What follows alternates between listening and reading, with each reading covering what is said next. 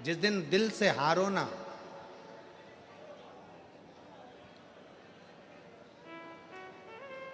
थोड़ी तकलीफों में अगर घिर जाओ, तकलीफें आ जाएं, कष्ट आ जाए, तकलीफें जिस दिन तुम्हारे भीतर बहुत ज्यादा मात्रा में आ जाए, उस दिन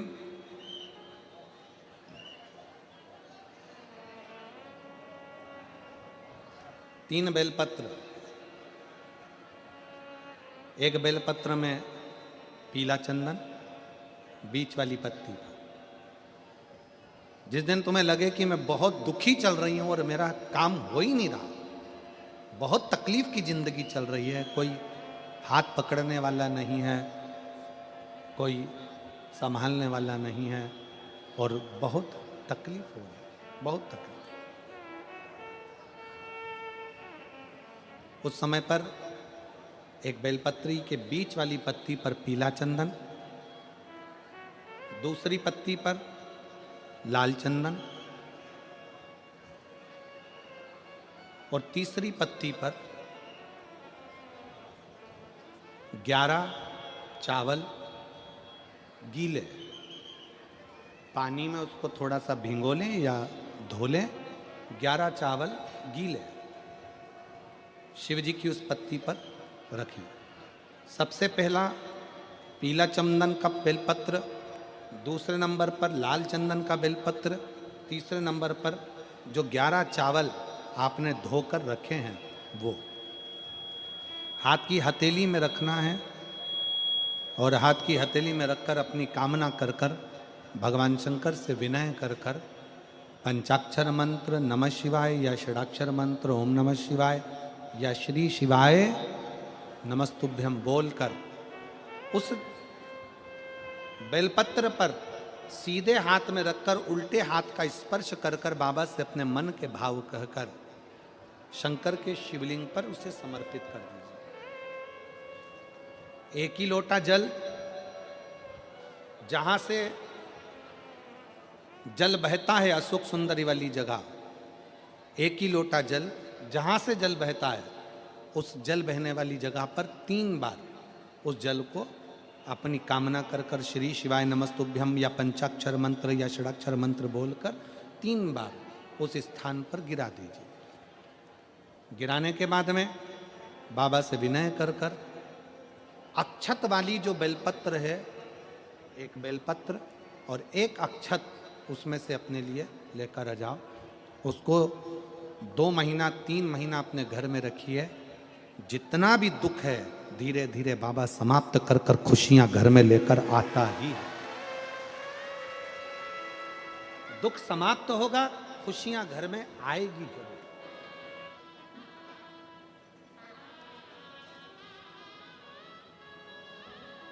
चार भूमि है जहां पर भगवान शंकर पार्वती जी के साथ बैठे हैं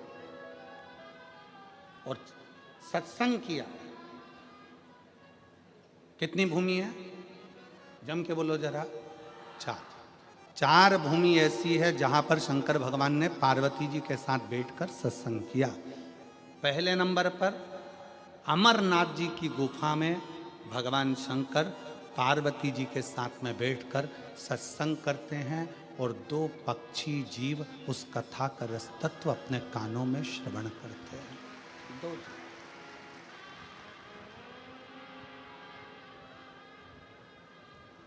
अमरनाथ की गुफा और अमरनाथ जी की गुफा में बैठकर भगवान शंकर पार्वती जी के साथ सत्संग कर, भगवान शिव पार्वती के साथ सत्संग।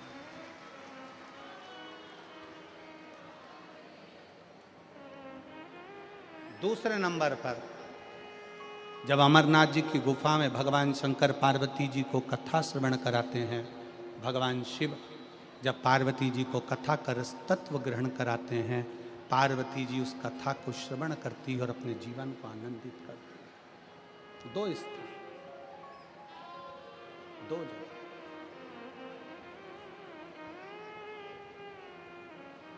चार स्थान में से एक स्थान है अमरनाथ की गुफा।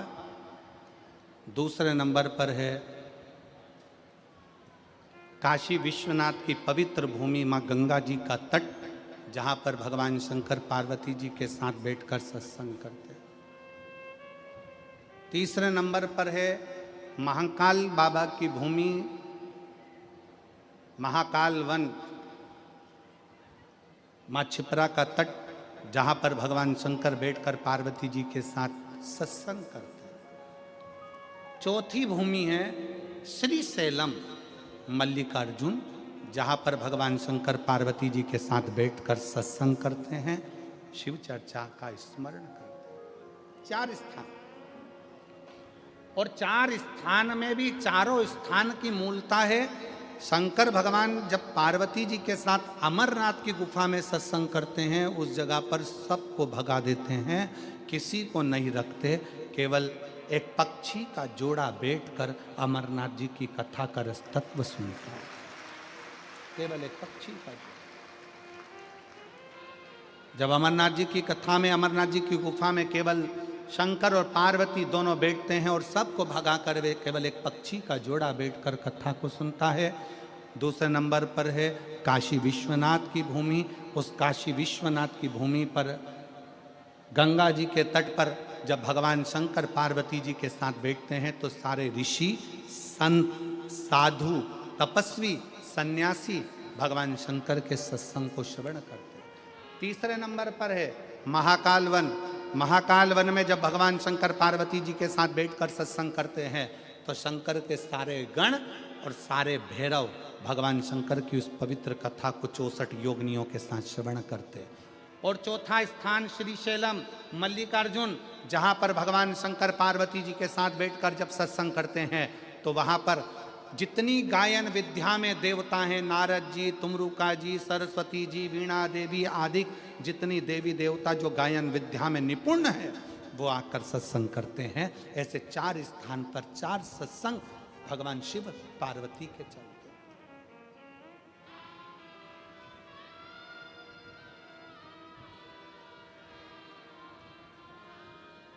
शिव महापुराण का एक नियम बड़ा प्रबल है। शंकर जी की शिव महापुराण का एक नियम वेद व्यास जी लिखते हैं, जिस समय पर बिंदु प्रेत योनि में चला गया, चंचुला देवी कथा को सुनने के लिए ईश्वर जी और गोरा जी के रूप में शंकर पार्वती को विराजमान कर देती हैं।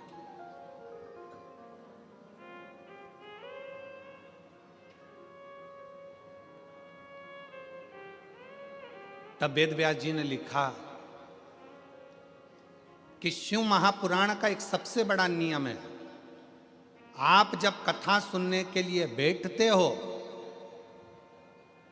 और जिसका स्मरण करते हो, जिस जीव के लिए आप कथा सुनते हो या अपने लिए सुनते हो या अपने कार्य की सिद्धि के लिए सुनते हो या कोई मनोकामना के लिए सुनते हो, शिव महापुराण की कथा कहती है कि वेद व्यास जी कहते हैं आपने जिसका मनन चिंतन शिव महापुराण की कथा में बैठकर करा होता है, कथा उसको प्राप्त हो जाती है और उसका कल्याण हो जाता है।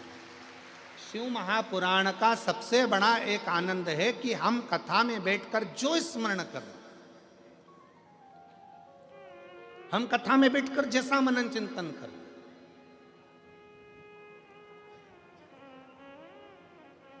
इसलिए निवेदन है कथा में बैठकर हमेशा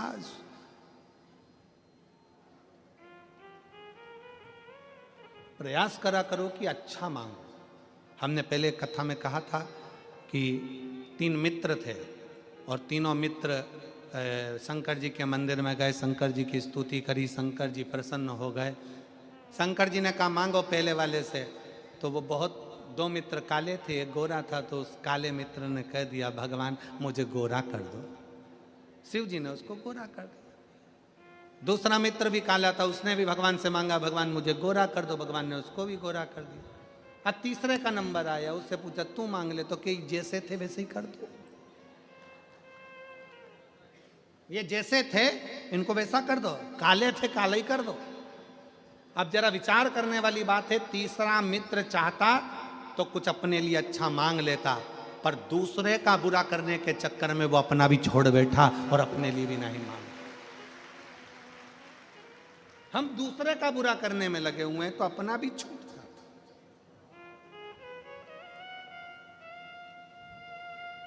भगवान शंकर बैठे हैं श्री शैलम की भूमि पर। षडानंद कार्तिकेय जी उनके पास में आए हैं।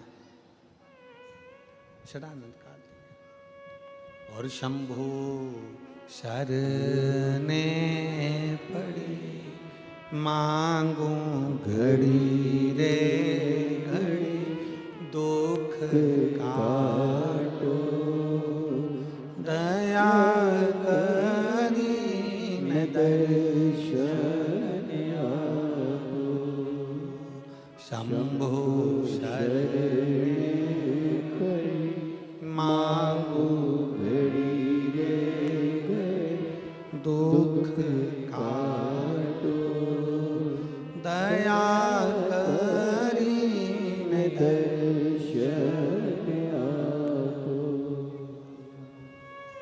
कार्तिकेय जी आए, बैठे। षडानंद कार्तिकेय जी ने भगवान शंकर जी के सम्मुख में एक प्रश्न रख दिया।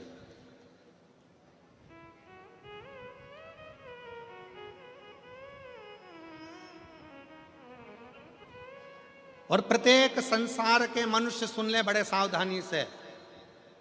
घर के नव युवक बेटा बेटी सुन ले, अगर तुम्हारे दिल में कोई प्रश्न आया है, तुम्हारे दिल में अगर कोई संवाद आया है, तुम्हारे हृदय में अगर कोई प्रश्न उपजा है, तो प्रयास करना कि उस प्रश्न का उत्तर अपने माँ बाप से, अपने घर के दादा दादी से, अपने घर के व्यक्ति से उसका उत्तर ढूंढने का प्रयास कर, दूसरी जगह नहीं।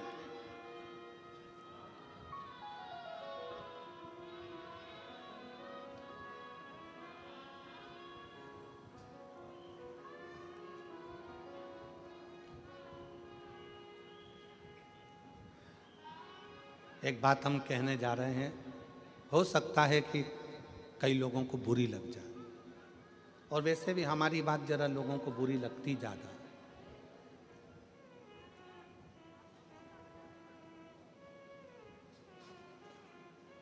आजकल की छोरियों को कच्चे मकान और सच्चे इंसान समझ में ही नहीं आते हैं।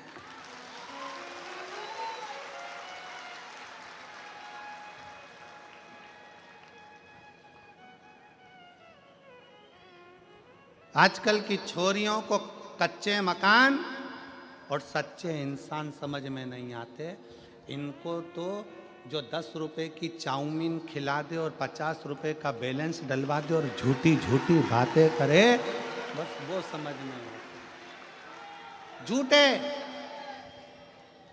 जिनके पास खुद गाड़ियां नहीं है, दूसरे की गाड़ी सुधारने के लिए आई थी, 50 रुपए का पेट्रोल डलवा के बुड़ करके गाड़ी सुधारने वाला व्यक्ति गाड़ी लेके आज की छोरियों को लेकर सनातन धर्म को बर्बाद करने के लिए सनातनियों की बेटियों को लेकर जब घूमने निकलता है, तो आजकल की छोरियों को, आजकल की बेटियों को वो झूठे, वो कपटी, वो बेईमान अच्छे लगते हैं, और जो सनातनी सच्चे हिंदू हैं वो अच्छे नहीं लगते।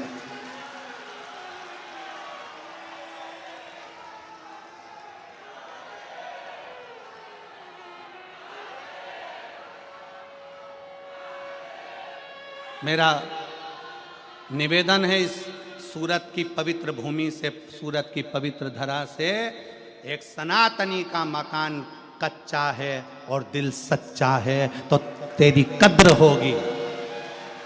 अगर एक सनातनी का मकान कच्चा है और दिल सच्चा है तो तुम्हारी कद्र होगी। और झूठे व्यक्ति के चक्कर में फंस गए बंगला देखकर, तो फ्रीज में 41 टुकड़े भी मिलने के लिए तैयार रखिए। अटैची में भरे हुए टुकड़ों को भी गिनने के लिए तैयार रहिएगा।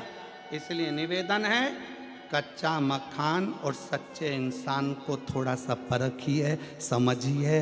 ये सनातन धर्म कमजोर धर्म नहीं है, जिंदगी में आदर करना सिखाता है, सत्कार करना सिखाता है, इसको पहचानिए।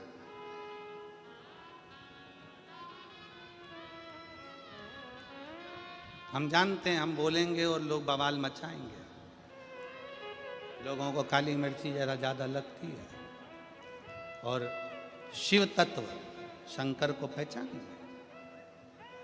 जब जब नवयुवक को मेरे षडानंद कार्तिकेय जी के हृदय में, मेरे कार्तिक बाबा के हृदय में जब कोई प्रश्न उपजा तो उन्होंने अपने पिता से कहा, कोई प्रश्न उपजे अपनी माता से कहा। आज के ज़माने में अंदर कोई बात उपजती है तो सबसे पहले हम पूरे मोहल्ले में कह देते हैं, पर अपने घर में रहने वाले व्यक्ति को बता नहीं पाते, क्योंकि हमारा विश्वास दृढ़ नहीं हो पाता है, हमारा भरोसा दृढ़ नहीं हो पाता।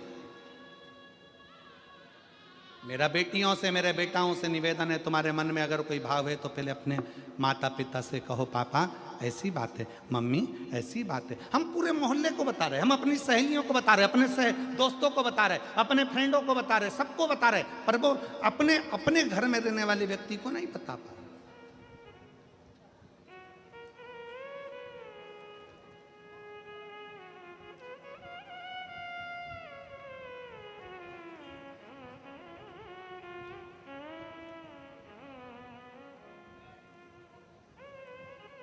षडानंद कार्तिकेय जी ने कहा, पिताजी मेरे मन में एक संशय है।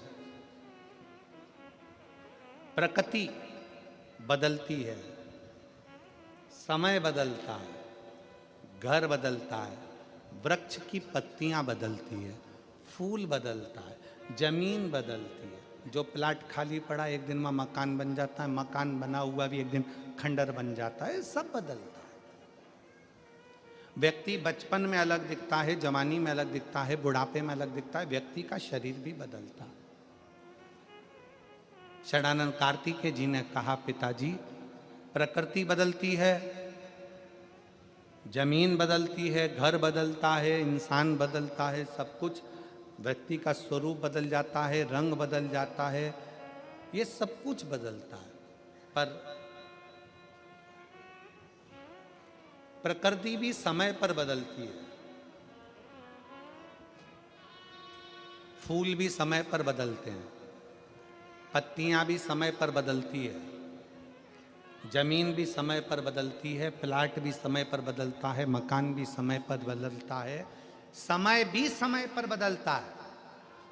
कार्तिकेय जी ने कहा, पिताजी मेरे मन में एक संशय है कि सबसे जल्दी तुरंत कौन बदलता है? तो शंकर भगवान ने कहा, इंसान से ज्यादा कोई नहीं बदलता। इंसान से ज्यादा कोई नहीं बदलता। थोड़ी देर में कैसा है और थोड़ी देर में कैसा होगा, थोड़ी देर में उसका व्यवहार कैसा है, थोड़ी देर में कैसा होगा, क्या कहता है, क्या करता है, मनुष्य से ज्यादा जल्दी कोई नहीं बदल सकता। समय की समय पर बदलता है, प्रकृति भी समय पर बदलती है, पत्तियां भी समय पर बदलती है, वृक्ष भी समय पर बदलता है, पर इंसान का भरोसा नहीं, यह कब बदल जाता है। इसलिए शिव महापुराण की कथा कहती है कि इंसान पर भरोसा करने से अच्छा है कि उस परमात्मा पर भरोसा करो जो कभी बदलता नहीं। शिव महापुराण की कथा वर्णन कर रही है।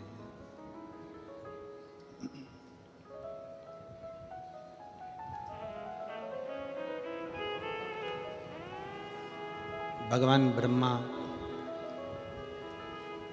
और भगवान विष्णु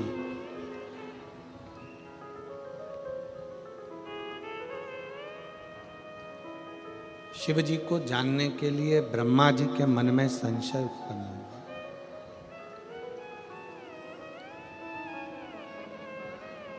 और उन्होंने विचार किया, विचार किया कि शिव है कौन, शंकर कौन?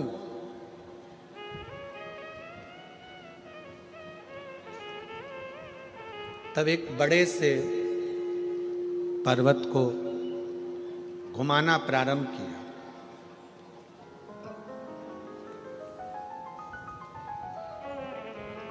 एक शिवलिंग की आकृति प्रकट हुई, भगवान शंकर की आकृति प्रकट हुई।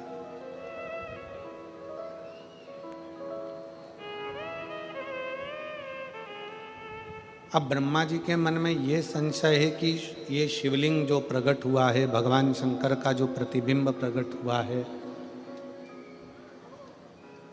ये कितना बड़ा स्वरूप है।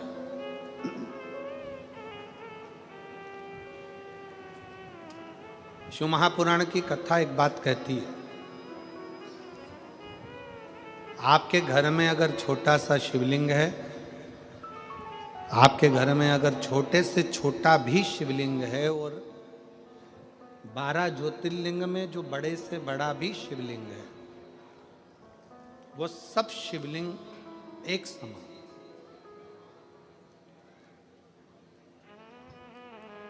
अगर आप भगवान शंकर को एक लोटा जल अपने घर में समर्पित कर रहे हो, मंदिर में जाकर समर्पित कर रहे हो, या कहीं ज्योतिर्लिंग में जाकर समर्पित कर रहे हो, या उपलिंग पर जाकर समर्पित कर रहे हो, उप ज्योतिर्लिंग में पहुंच रहे हो, फल प्राप्त जरूर होता है, फल मिलता जरूर। एक बड़े से पर्वत को घुमाना प्रारंभ किया, एक शिवलिंग की आकृति प्रकट हो गई। ब्रह्मा जी विचार करते हैं कि इस शिवलिंग का चरण कहाँ है और इसका शीश कहाँ है। चरण कहाँ, शीश कहाँ। शिव महापुराण की कथा कहती है, घर के अंदर जो शिवलिंग है, घर के अंदर जो शिवलिंग विराजमान है, उस शिवलिंग में यह मत सोचो कि यह छोटा है कि बड़ा है। शिव महापुराण की कथा कहती है, शंकर कुबेरेश्वर धाम का जैसे एक कंकर शंकर है, उसी तरह घर में रखा हुआ शिवलिंग ज्योतिर्लिंग के बराबर है। ज्योतिर्लिंग के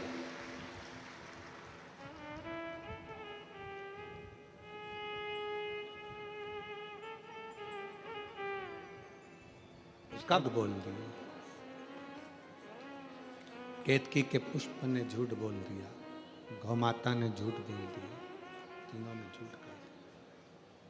केतकी के फूल ने झूठ बोला तो भगवान शंकर ने कहा कि केतकी के पुष्प तू झूठ बोलता है, तुझे मैं श्राप देता हूं कि सारे देवताओं पर तू चढ़ेगा पर शंकर पर कभी नहीं चढ़ेगा। गौ माता तुम झूठ बोलती हो, तुम्हारा सारा शरीर पूजा जाएगा पर तुम्हारा मुख अपूज्य हो, तुम्हारा मुख अपूज्य हो। ब्रह्मा जी झूठ पर झूठ बोल रहे हो। शंकर भगवान के शिवलिंग में से भगवान शंकर का प्रतिबिंब प्रकट होता है और भगवान शंकर अपने पैर के अंगूठे से नख तोड़कर उससे काल भैरव को प्रकट करते हैं और काल भैरव को प्रकट कर कर काल भैरव को आज्ञा कर देते हैं कि जाओ, जाकर ब्रह्मा जी का शीश काट दो। ब्रह्मा जी का शीश कटकर बहुत कोसों दूर गिरता है। ब्रह्मा जी के कटे हुए शीश से कर्मनाशा नदी प्रकट हो जाती है, जो नदी कर्मों का नाश कर देती है, उनके रक्त से प्रकट हो, उनके रक्त से कर्मनाशा नदी प्रकट हो गई। भगवान विष्णु ने भगवान शंकर जी से प्रार्थना करी कि प्रभु, ये जो ब्रह्मा जी का सिर कटकर नीचे गिरा है, इससे लोग नफरत करेंगे, आप कृपा कर दो। तब भगवान ने कृपा करी और कहा कि ब्रह्मा जी का कटा हुआ शीश बट का पेड़ बनेगा, बट वृक्ष बनेगा, और उस बट वृक्ष के नीचे भगवान शंकर स्वयं विराजमान होंगे और शिव जी का नाम बटकेश्वर महादेव होगा। बोलो बटकेश्वर महादेव की जय। भगवान शंकर का नाम बटकेश्वर हो गया। शिव जी बड़ के पेड़ के नीचे विराजमान हो गए।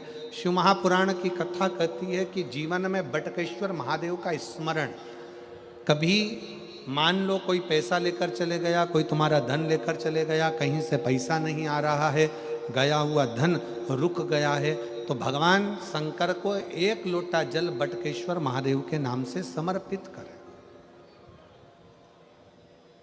भगवान शिव जी को एक लोटा जल बटकेश्वर महादेव के नाम से समर्पित करें और उनसे प्रार्थना करें, निवेदन करें, शिव स्वीकारेगा जरूर। जैसे एक संवाद आता है कि एक व्यापारी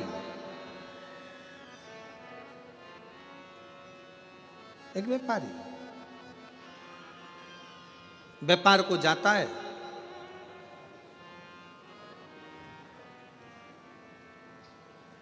घर से निकलने के बाद सबसे पहला काम करता है वो भगवान शंकर के मंदिर में जाना, भगवान शंकर से स्तुति करना, भगवान शंकर के शिवालय में पहुंचना।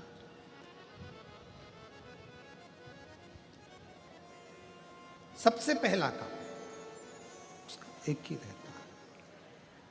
व्यापारी घर से निकलता है, सबसे पहला काम करता है कि शंकर भगवान के शिवालय में, भगवान शंकर के मंदिर में, भगवान शंकर के शिवालय में, भगवान शंकर के दिवालय में जाकर बैठे और शिवालय में जाकर भगवान शंकर के पास कुछ देर बैठता है, अपना मंत्र का उच्चारण करता है, अपने मंत्र का स्मरण करता है।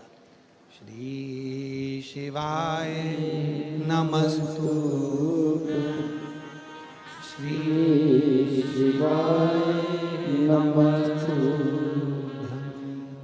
श्री शिवाय नमस्तुभ्यं, श्री शिवाय नमस्तुभ्यं, श्री शिवाय नमस्तुभ्यं, श्री शिवाय नमस्तुभ्यं, श्री शिवाय नमस्तुभ्यं, श्री शिवाय नमस्तुभ्यं, श्री शिवाय नमस्तुभ्यं, श्री शिवाय नमस्तु। सब बोलिए साथ में, श्री शिवाय नमस्तु। बढ़ाइए भाई, रिटर्न बढ़ाओ थोड़ा सा, साउंड को सेट करो, गला पकड़ रहा बहुत ज्यादा। श्री शिवाय नमस्तुभ्यं, श्री शिवाय नमस्तुभ्यं, श्री शिवाय नमस्तुभ्यं, श्री शिवाय नमस्तुभ्यं, श्री शिवाय नमस्तुभ्यं, श्री शिवाय नमस्तुभ्यं, श्री शिवाय नमस्तुभ्यं, श्री शिवाय नमस्तुभ्यं। व्यापारी भगवान शंकर के मंदिर में जाकर बैठता है, शिवालय में जाकर बैठता है, शंकर की चौखट पर जाकर बैठता है, शिव नाम का स्मरण करता है, भगवान शंकर के मंत्र का स्मरण करता है, शिव नाम को उच्चारता है, शिव भक्ति को उच्चारता है।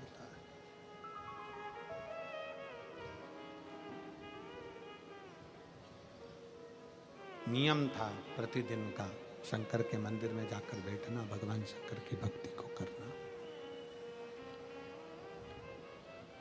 वहां से शिव मंदिर में जल चढ़ाने के बाद, भगवान शंकर की भक्ति करने के बाद, शिव स्मरण करने के बाद निकलता, फिर जाता अपने परिवार के पास और परिवार के बाद में जाता अपनी कॉलोनी में, अपनी सोसाइटी में, अपने परिवार के बीच में।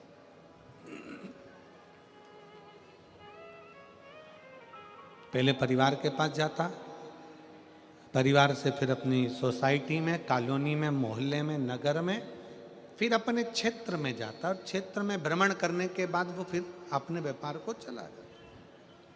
शंकर का बड़ा उपासक था।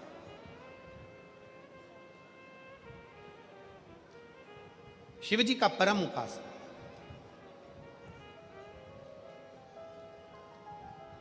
शिव की भक्ति में एक मिनट बिना भक्ति के शंकर के रह ही नहीं पाता था।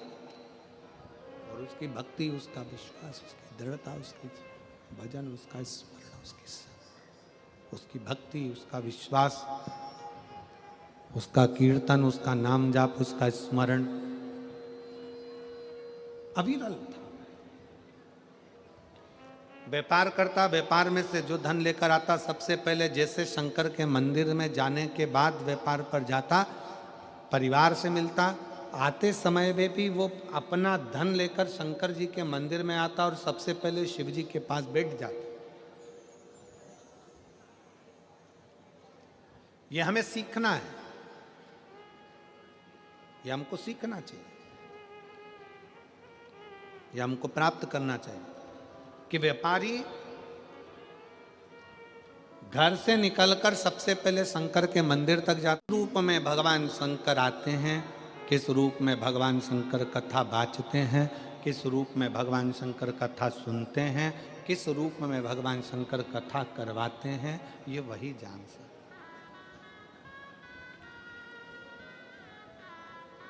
आपकी हमारी सामर्थ्यता नहीं है।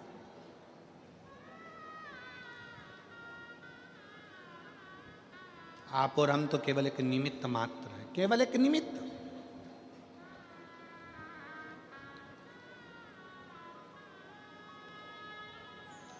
षडानंद कार्तिकेय जी ने गणेश जी से कहा, यदि आपके मन में मंदिर जाने का भाव प्रकट हो गया, आपके मन में शंकर जी की भजन करने का भाव प्रकट हो गया, आपके मन में शिव महापुराण की कथा सुनने का भाव प्रकट हो गया, आपके मन में एक लोटा जल शंकर जी को चढ़ाने का भाव प्रकट हो गया, तो समझ लो कि भगवान शंकर तुम्हारे दुख काटना प्रारंभ कर दिए हैं। अब तुम्हारे इस जीवन में दुख तकलीफ नहीं आ सकती। मन में भाव आ गया।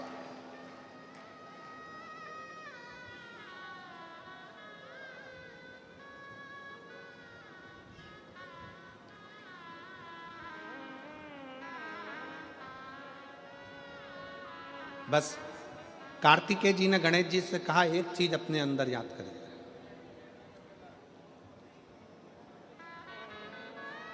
संसार में जन्म लेने के बाद सब कुछ ढूंढ सकते हो, संसार में जन्म लेने के बाद सब कुछ निकाल सकते हो, संसार में जन्म लेने के बाद सब कुछ ढूंढ लोगे, निकाल लोगे, पर संसार में जन्म लेने के बाद, दुनिया में आने के बाद व्यक्ति सब कुछ ढूंढ सकता है, सब कुछ निकाल सकता, पर दुनिया में आने के बाद व्यक्ति, संसार में आने के बाद व्यक्ति अपनी गलती नहीं ढूंढ सकता और अपनी गलती नहीं निकाल सकता। और शिव कथा कह रही है, भगवान शंकर का चरित्र कह रहा है। शिवालय में जाओ, शंकर के मंदिर में जाओ तो दो चीजें बाहर छोड़कर जाओ, एक चमड़े का जूता और दूसरा चमड़े के शरीर में रहने वाला अहंकार, ये भी बाहर छोड़कर जाए। शंकर के मंदिर में जब पहुंचो, शिवालय में पहुंचो, शंकर को एक लोटा जल चढ़ाने जाओ तो दो चीजें बाहर छोड़ जाओ, एक चामड़े का जूता और दूसरा ये चामड़े के शरीर में रहने वाला अहंकार। बस ये दो चीज मंदिर में लेकर मत जाना, ये दो चीज शंकर के पास लेकर मत जाना। एक चमड़े का जूता बाहर रहने दो और दूसरा चमड़े के शरीर में, ये मनुष्य के शरीर में जो अहंकार रहता है, इस अहंकार को बाहर रहने दो। जब तुम मनुष्य के शरीर में, चामड़े के शरीर में जो अहंकार है, इस अहंकार को जब आप बाहर छोड़ दोगे तो परमात्मा को मिलने में देरी नहीं लगेगी, परमात्मा मिल जाएगा।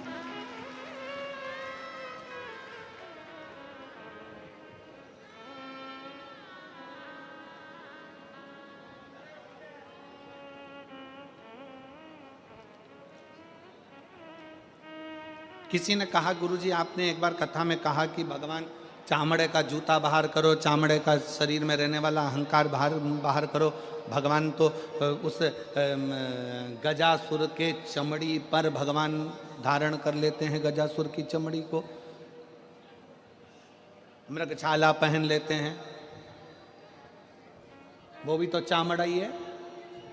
हमारा निवेदन है, एक बार शिव महापुराण की कथा को जरा ध्यान से पढ़िएगा, ध्यान से सुनिएगा। शिव महापुराण की कथा में वर्णन आता है, ये गजासुर, ये मृगछाला भगवान जो अपने शरीर पर धारण करे हैं, ये कोई साधारण नहीं है। उस मृगछाला को धारण करने वाले उस जीव से पूछो कि उसने भगवान की कितनी भक्ति करी होगी, तब भगवान से प्रार्थना करा कि मेरी चमड़ी भी आपके शरीर के उस किसी काम में आ जाए, आपके चरण रख जाए, आपके चरण की रज रख जाए, बस इतनी कृपा कर दो कि इसको अपने साथ में।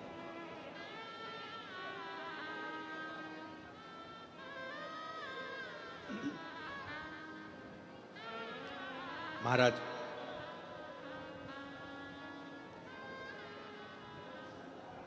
हम तो कहेंगे कि हर पल हर घड़ी शिव को, हर पल हर घड़ी भगवान शंकर को, हर पल हर घड़ी भगवान देवादिदेव महादेव को अपने दिल की बात कहते हैं,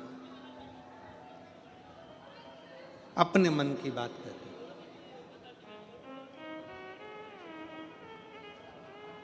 अपने हृदय की बात देवादिदेव महादेव को सुनाते हैं। उसके मंदिर में जाओ, सेवा में लीन हो।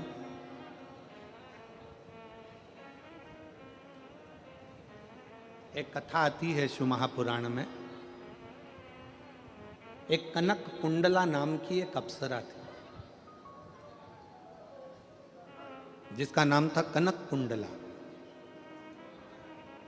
बहुत सुंदर अप्सरा थी, बहुत सुंदर।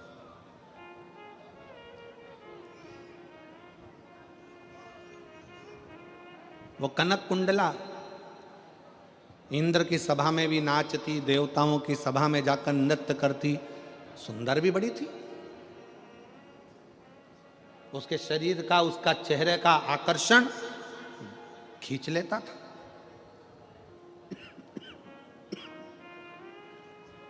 बहुत सुंदर थी कनक कुंडला।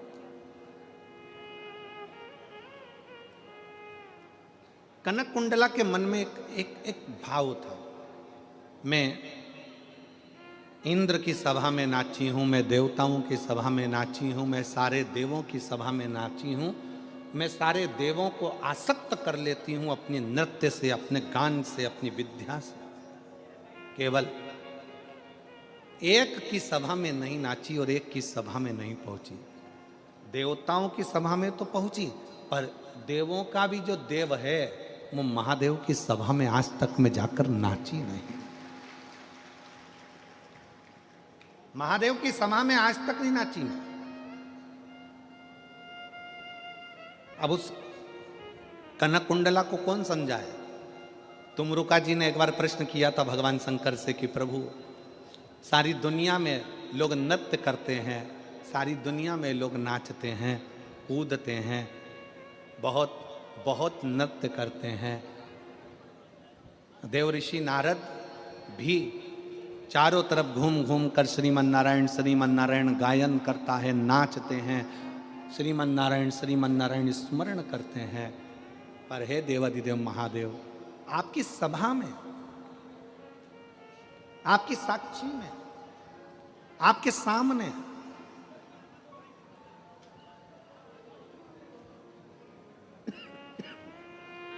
कोई नृत्य क्यों नहीं कर पाता?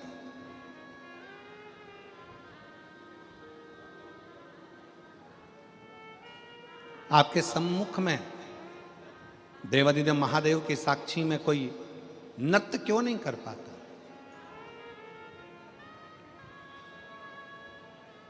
शंकर भगवान मुस्कुराकर उत्तर दिए हैं। शंकर भगवान कहते हैं, तुमरुका जी, मुझे लोग नटराज कहते हैं। मेरी नट लीला देखने के लिए तो ब्रह्माणी ब्रह्मा जी की धर्म पत्नी भी मृत्यु लोक में आकर लीला का दर्शन करती है।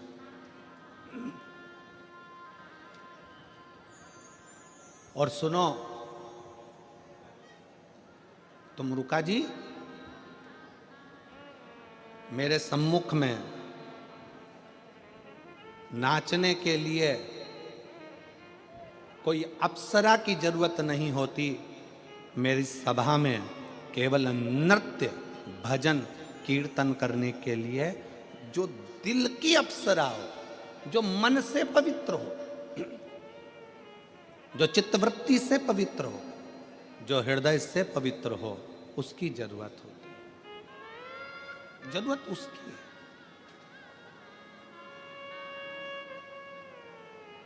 और मैं धन्यवाद दूंगा सूरत नगर की इन सारी शुभ भक्तों को कि आप शंकर जी के भजन में इतने तल्लीन होकर नाचते हो। समझ लेना कि आप दिल से बाबा के पवित्र भाव रखते हो।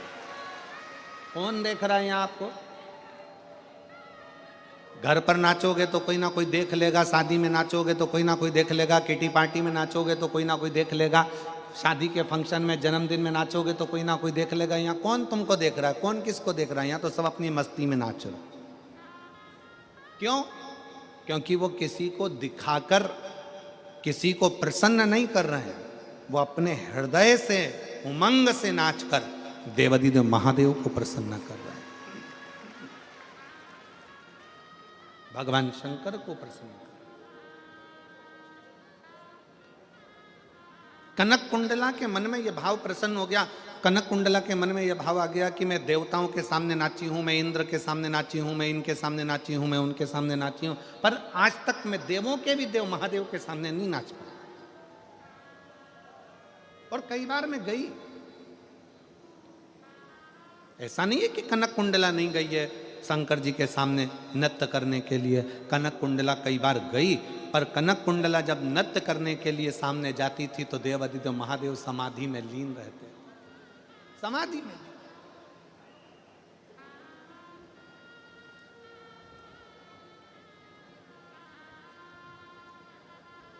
और शंभु शरणे पड़ी मांगो घड़ी दुख काटो दया करी दर्शन आपो शंभु शरणे पड़ी मांगो घड़ी रे घड़ी दुख काटो दया करी दर्शन आपो। कनक कुंडला कई बार पहुंची भी, पर शिव नेत्र ही नहीं खोले।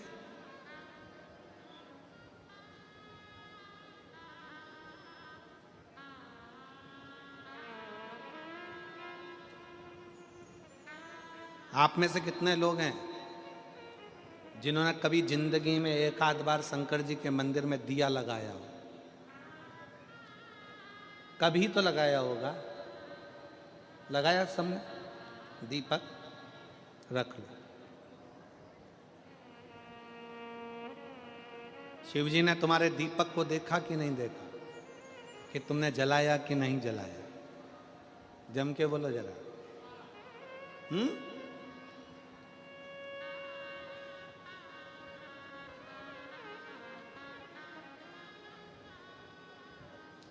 तुमने दिया लगाया, दीपक जलाया, शंकर जी ने देखा कि नहीं देखा?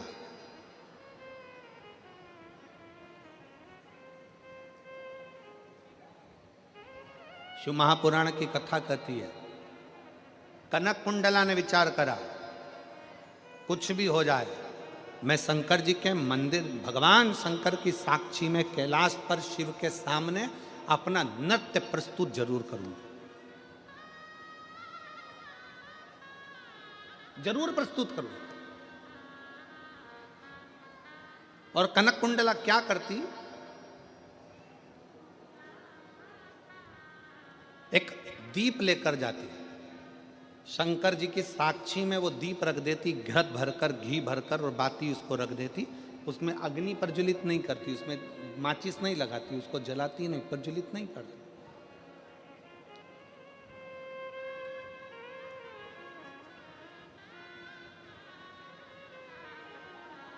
और कनक कुंडला अपने नृत्य को प्रस्तुत करने लगती।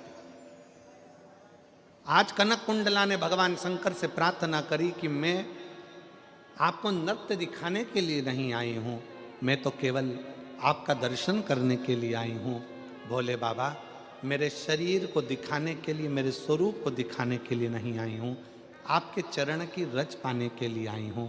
मेरे भोले बाबा, अगर आज मेरा नृत्य करते करते ये दीप अपने आप जल जाए तो मैं समझूं कि मेरे शंकर ने भले मुझे नहीं देखा, पर दीप के माध्यम से मुझे बता दिया कि मैं तेरे नृत्य को स्वीकार करता। एक दिन निकल गया, 2 दिन निकल गया, 3 दिन निकल गया, 4 दिन निकल गया, 5 दिन निकल गया, 5 महीने निकल गए, 5 वर्ष निकल गए, 50 वर्ष निकल गए, 100 वर्ष निकल गए, 5000 वर्ष निकल गए, और कनक कुंडला अपने नृत्य को करती रही दीप लगा, दीप रखा।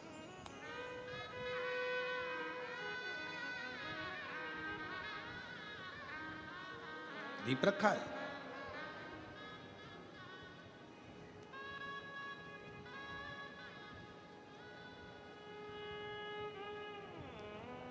तभी एक रत्नभद्र नाम का एक यक्ष आया,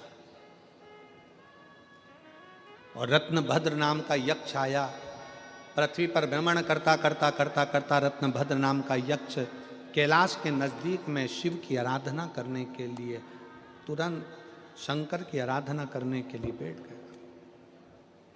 शिव की आराधना करने रत्नभद्र बैठा, और यक्ष ने करा क्या, जैसे ही शंकर जी की आराधना करने के लिए बैठा, थोड़ी सी रज उठाकर, माटी उठाकर, थोड़ी सी धूल उठाकर, थोड़ा सा जल उठाकर उसने एक शिवलिंग का, पार्थिव शिवलिंग का निर्माण किया, और पार्थिव शिवलिंग का निर्माण कर कर उस पार्थिव शिवलिंग की पूजन करना प्रारंभ करी।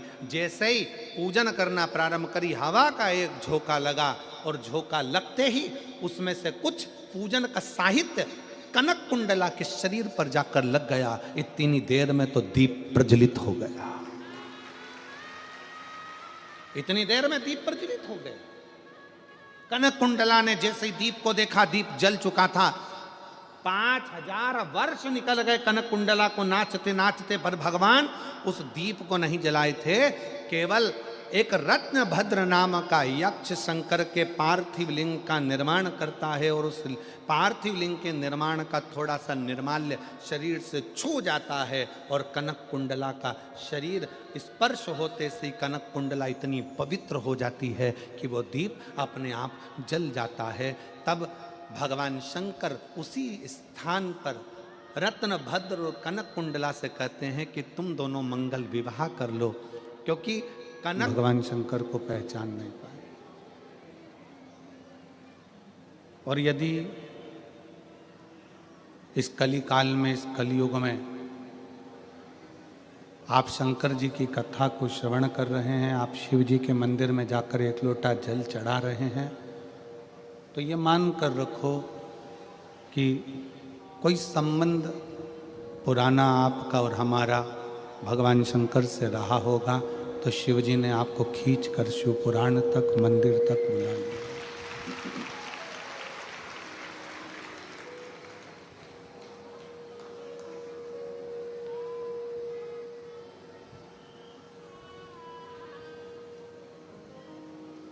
इस कलिकाल में शिव भक्ति,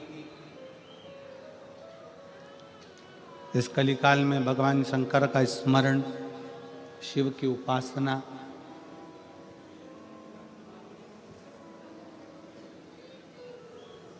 खाली नहीं जाती है। शिव भक्ति का एक सबसे बड़ा फल है कि शंकर की भक्ति कभी निष्फल नहीं होती।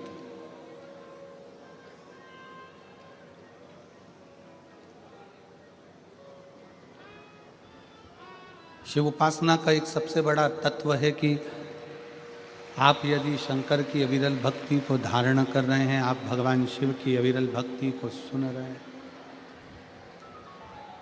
तो वो भक्ति खाली नहीं जाती।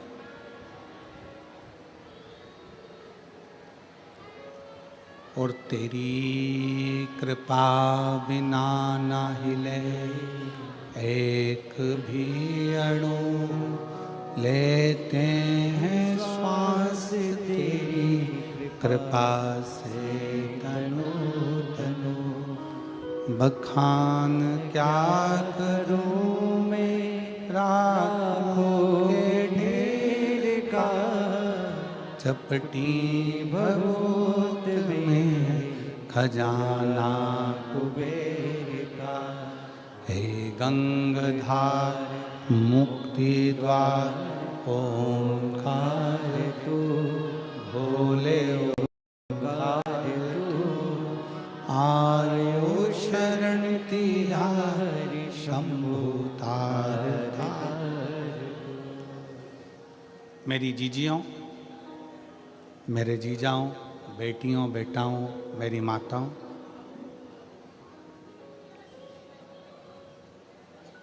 शिव को अगर एक लोटा जल आप समर्पित करें हैं, भगवान शंकर की भक्ति करें हैं, शिवालय तक गए हैं, शिव पुराण तक गए हैं, ये कभी निष्फल नहीं होता।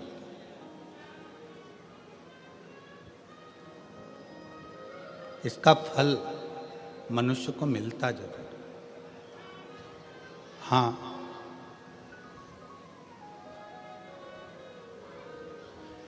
थोड़ा समय लग सकता है,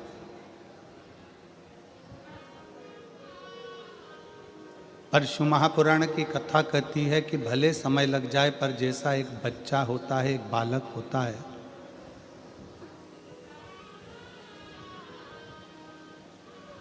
और वो बच्चा काटो, अपने पड़ोस में किसी बेटी का संबंध हो रहा है, किसी बेटे की शादी हो रही है, कोई तुमसे पूछने आया कि साहब शादी कर रहे हैं, लड़का कैसा है, काटना नहीं, बहुत अच्छा है, बहुत अच्छी बेटी है, करो, बड़े प्रेम से करो, बहुत अच्छे से करो, बहुत श्रेष्ठता से करो।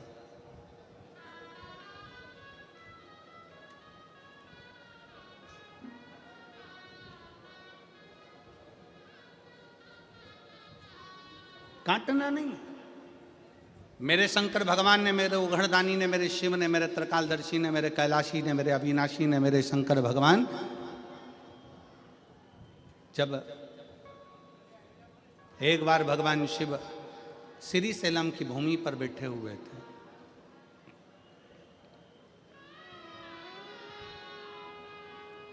और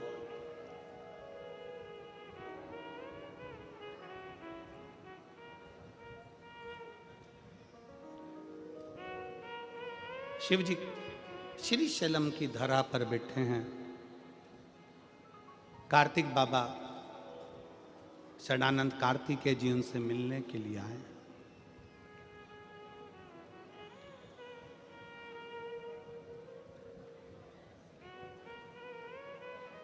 शिव जी के साथ में माता पार्वती जी भी विराजमान है। और जब जब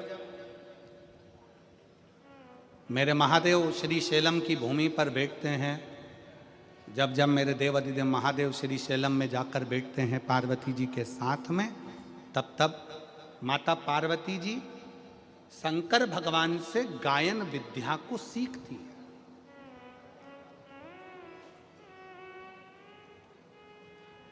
माता सरस्वती भी उस स्थान पर आकर बैठती हैं कि भगवान शंकर जब पार्वती जी को गायन विद्या सिखाएंगे, जब भगवान शंकर माता पार्वती जी को गायन विद्या देंगे, तब हम भी स्वीकार करेंगे। और श्री शैलम की भूमि पर जब जब महादेव भगवान शंकर पार्वती जी को गायन विद्या देते हैं, उस जगह पर तुमरुका जी भी आकर खड़े हो जाते हैं। तुमरुका जी जिनका घोड़े का मुख लगा है, वीणा हाथ में, करताल हाथ में, शिव शिव शिव शिव, ओम नमः शिवाय, ओम नमः शिवाय, ओम नमः शिवाय जपते हैं।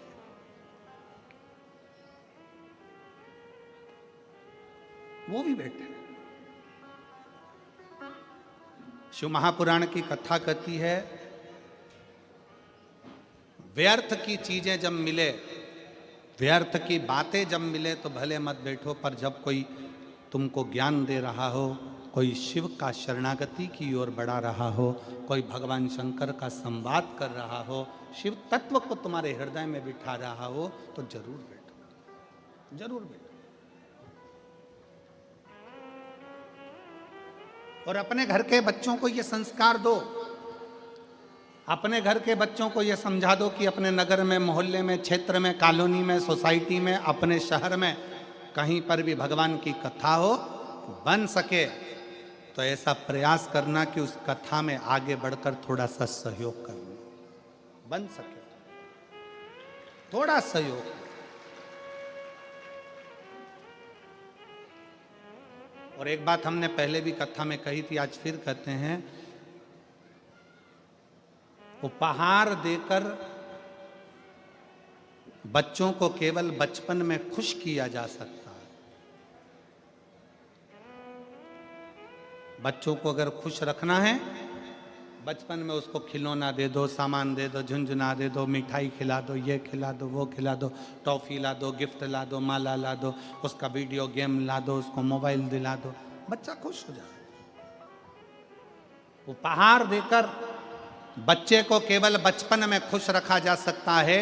उपहार देकर बच्चे को केवल बचपन में खुश रख सकते हो, परशु महापुराण की कथा कहती है संस्कार देकर बच्चे को जिंदगी भर खुश रख सकते हो। पूरी एक विश्वास। कंकर में शंकर दिख रहा है, मतलब आप शिव को अपने भीतर बिठा चुके हो। अर्जुन लकड़ी के टुकड़े को भी शिव मानकर पूजन कर लेते हैं, मतलब उनके भीतर शिव बैठ चुका, शंकर बैठ चुका, उनके भीतर शिव आ चुका। मानो तो मैं गंगा मां हूं, ना मानो तो बहता। आप मानोगे तो मैं गंगा हूं, ना मानो तो बहता हुआ पानी।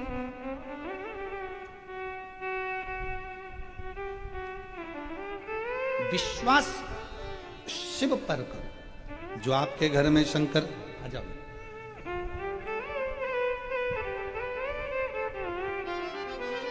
ठीक है बेटा, स्वस्थ।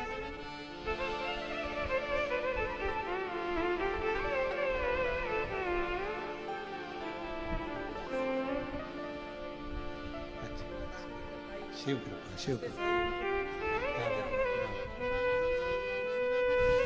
शिव। शिव की उदारता किसको कहते हैं? शंकर की करुणा किसको कहते हैं? शिव उपासना किसको? शिव दिखने लगे हर जगह, हर घड़ी, हर पल, हर क्षण। विश्वास यदि शंकर पर है तो शिव दिखता।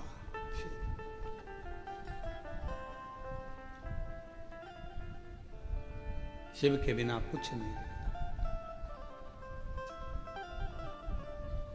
महाराज अर्जुन ने नियम ले लिया कि मैं, भगवान कृष्ण ने कहा है कि शिव की आराधना करना बिना आराधना के मतलब। अर्जुन ने नियम लिया, जब तक मैं शंकर भगवान की पूजन नहीं करूंगा, आचमन नहीं करूंगा, शिव के जल का प्रोक्षण नहीं करूंगा, शिव के जल का, तब तक मैं कोई कार्य नहीं करूंगा। अर्जुन ने नियम लिया, लग गया। रोज प्रतिदिन अर्जुन किसी ना किसी शिवालय में पूजन करते। शिवालय नहीं मिलता तो पाषाण पूजन करते। पाषाण पूजन नहीं कर पाते तो पर्वत को शिवलिंग मानकर उसकी आराधना कर लेते। जल चढ़ाकर उस जल को अपने ऊपर छींट लेते, आचमन कर लेते। अब शंकर जी पे चढ़े हुए जल का कितना महत्व है, स्कंद पुराण कहती है। कौमार खंड वर्णन कर रहा है कि अर्जुन समुद्र तट, दक्षिण दिशा में समुद्र के तट पर पहुंच गए, जहां पर 5 तीर्थ विराजमान थे। 5 कुंड, 5 तीर्थ ऐसे थे जहां पर संत स्नान करने नहीं जाते थे। अर्जुन वहां पहुंच गए। संतों ने रोका, ये अर्जुन, तुम 12 वर्ष का तप कर रहे हो, साधना कर रहे हो, तीर्थ यात्रा कर रहे हो, 12 वर्ष वन में रह रहे हो, पर इन 5 कुंड में स्नान मत करना। ये 5 जो कूप हैं, 5 जो तीर्थ हैं, इसमें जो जल है, जल के अंदर एक एक मगरी रहती है। मगरी मतलब मगर की पत्नी। मगरी इसमें रहती है। वो मगरी जो अंदर जाता है उसको खींच लेती है, खा जाती है। पर अर्जुन ने हाथ जोड़कर संतों से कहा कि मैं बिना तीर्थ के यहां से जाऊंगा नहीं, स्नान तो मैं करूंगा, कुंड में शिव की आराधना करूंगा। अर्जुन, वो मगरी तुम्हें खा जाएगी। अर्जुन विचार नहीं करे रत्ती भर भी। स्कंद पुराण का कौमार खंड कह रहा है कि अर्जुन चलते चलते उस पहले 5 तीर्थ थे, 5 तीर्थ में से एक तीर्थ पर अर्जुन ने हाथ जोड़ा, नमस्कार किया, प्रणाम कर कर हर हर महादेव जैसे ही बोले और अर्जुन उस तीर्थ में कूद गए।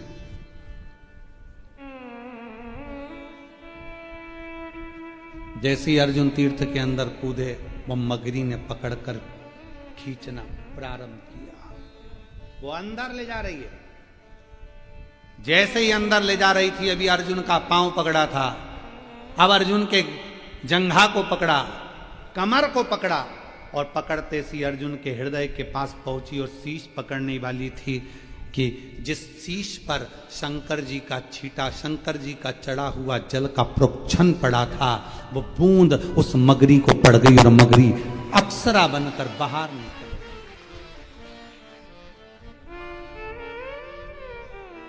अर्जुन भी बाहर थे, वो मगरी भी अप्सरा बनकर बाहर, बिल्कुल सुंदर स्त्री बनकर, बहुत सुंदर स्त्री बनकर बाहर।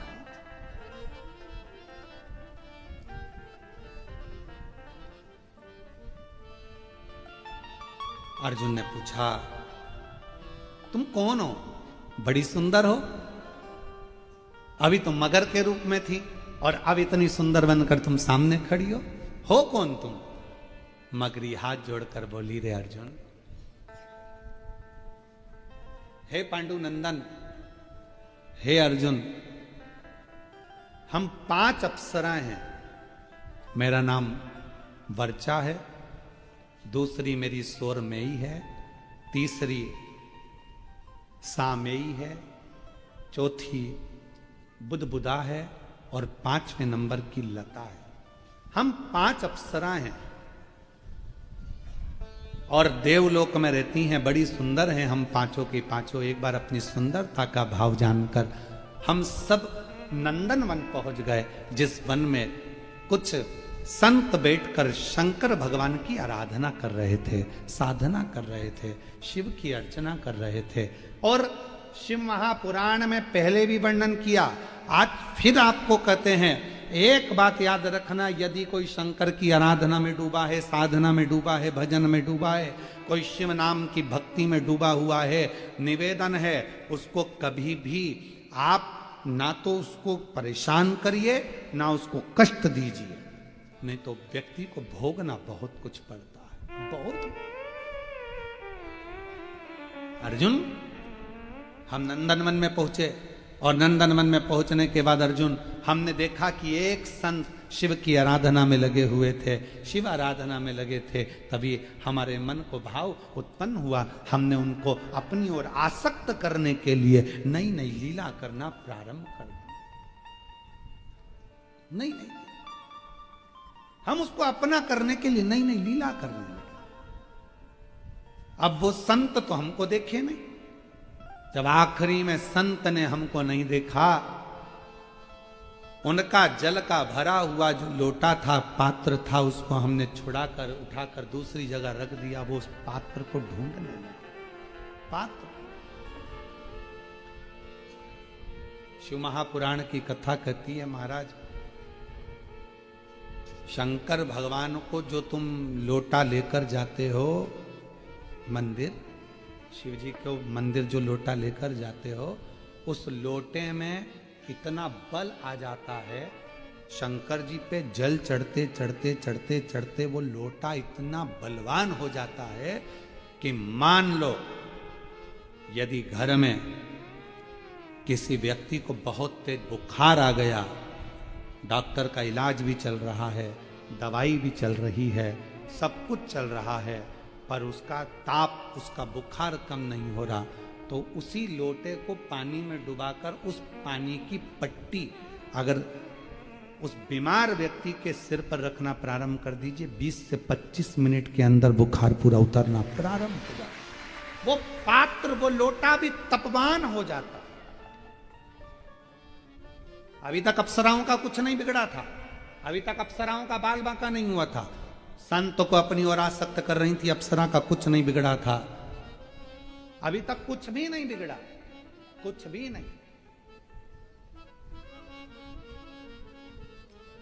उन अप्सराओं का कुछ भी नहीं गया, उन अप्सराओं का कुछ भी नहीं बिगड़ा, पर अब वो अप्सरा, अभी तक उनका कुछ नहीं बिगड़ा, कुछ भी। बहुत हम फिर निवेदन करेंगे, आज की जो पूर्णिमा है, प्रयास करो भोलेनाथ जी को एक श्वेत चावल का दाना शंकर भगवान को समर्पित जरूर करो।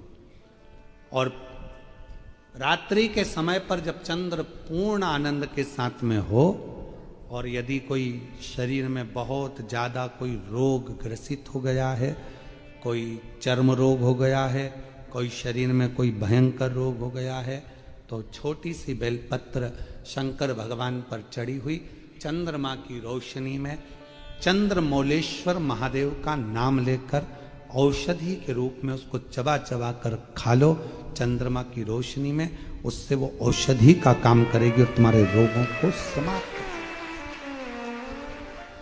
चंद्रमौलेश्वर महादेव का स्मरण करें। कौन से महादेव? चंद्रमौलेश्वर। और चंद्रमौलेश्वर महादेव की चंद्रमौलेश्वर शिव उपासना ये बहुत और आज तो सुंदर शरद पूर्णिमा है, बाबा की बड़े आनंदमय स्वरूप है। चंद्र की रोशनी में आप लोग तो खीर खाते ही हो, पर साथ में एक बेलपत्र का प्रयोग भी जरूर कर कर देखो, वो आपकी जिंदगी में ना जाने कितने रोगों को समाप्त कर देगा, कितने रोग।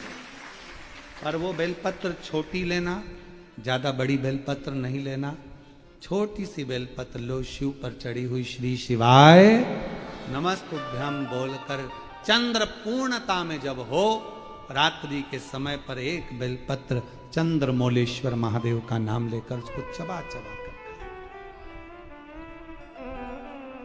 जिसको खाने पर मुंह में छाले हो जाते हैं या छार छार हो जाता है तो उसको पीस लो, पीस कर बाहर बैठकर गोली लेकर उसको पानी से निगल जाओ, पर उसको खाओ औषधि के रूप में।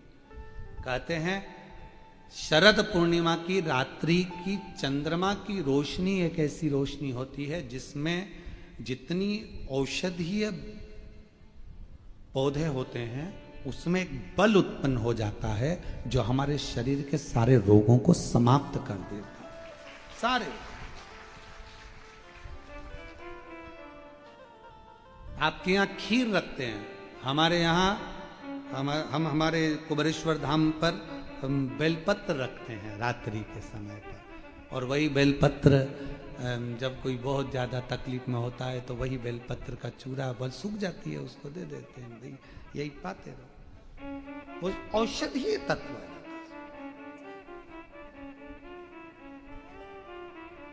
आप लोग छत पे खीर रखो, हम बेलपत्र रख देते हैं अमृत इसमें, वो तो पहले से ही तो बेलपत्र और बलवान हो जावे और आनंदित हो। औषधि शिव तत्व है महाराज, भगवान शंकर की आराधना साधना अवश्य। लोटे में इतना बल आ गया, वो वर्चा नाम की अप्सरा ने वो लोटा छुपा लिया, चला गया कहीं रखा गया।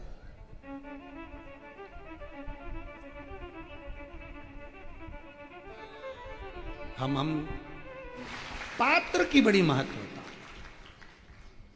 तुम्हारे घर में दीपक रोज लगाते हो रोज?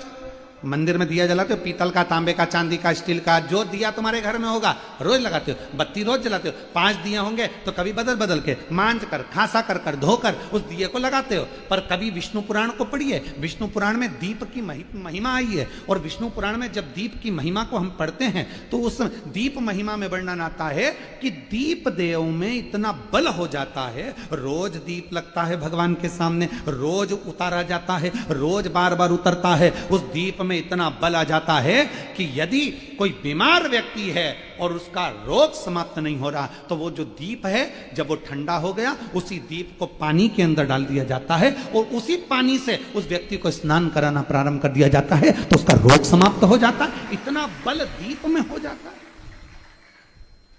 तुम पूजन की सामग्री को, पूजन के जिस आसन पर हम बैठकर जप करते हैं, बोलो आसन सिद्ध होता है कि नहीं होता? जम के तो बोलो। जिस माला पे हम जप करते हैं वो माला सिद्ध होती कि नहीं होती है? माला सिद्ध हो जाती है, आसन सिद्ध हो जाता है, वस्त्र सिद्ध हो जाता है। कितना कितना भाव का। शास्त्रों का अध्ययन करने वाला व्यक्ति इस सब चीजों पर स्मरण करता है कि दीप, हम कहते हैं तुम्हारे घर में ज्यादा दीपक बढ़ाने की जरूरत नहीं है, जो तुम्हारे यहाँ 4-5 दीपक हैं उसी से आरती पूजन सब करा करो उन दियों से, क्योंकि वो दीप में बल आते चले जाओ, वो दीपक में शक्ति आती चली। नजदीक है भगवान, कितना बल आता है जरा विचार करिएगा। एक पानी से तुमने कपड़े धोए, वो पानी तुमने बाथरूम में फेंका कि नहीं फेंका? जम के बोलो। एक पानी से तुमने बर्तन धोए, पानी फेंका कि नहीं फेंका? बोलो जम के, फेंक दिया। पानी वही था जो तुम्हारे नीचे हाप्सी का, हेडपंप का, ट्यूबवेल का, तुम्हारे नल का पानी वही था। वही पानी से कपड़े धोए, वही पानी से बर्तन धोया, और वही पानी तुमने शंकर जी को स्नान कराया। वही पानी तुम्हारे घर में जो भगवान थे उनको थाली में रखकर नहलाया। अब बताओ, जिस पानी से तुमने स्नान कराया वो पानी को तुम बाथरूम में फेंकोगे, नाली में फेंकोगे, गटर में फेंकोगे? नहीं, उस पानी को ले जाकर तुम कहीं पेड़ के नीचे, क्यारे में, तुलसा में, जहां अच्छी जगह होगी वहां डालोगे।